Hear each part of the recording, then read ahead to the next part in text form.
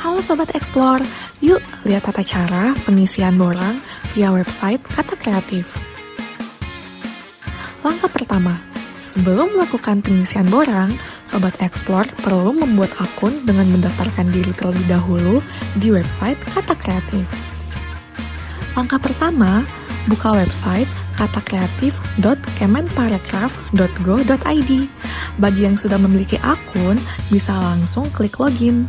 Namun, jika belum memiliki akun, klik daftar di sini. Untuk pendaftaran, Sobat Explore dapat mengisi identitas atau data diri dengan mengisi form yang ada, kemudian kirim. Setelah mengirim form pendaftaran, sistem akan mengirimkan link aktivasi ke alamat email yang sudah didaftarkan yang bisa dicek pada inbox atau promotion atau spam. Aktivasi akun. Pertama, klik link aktivasi yang ada pada email untuk mengaktifkan akun.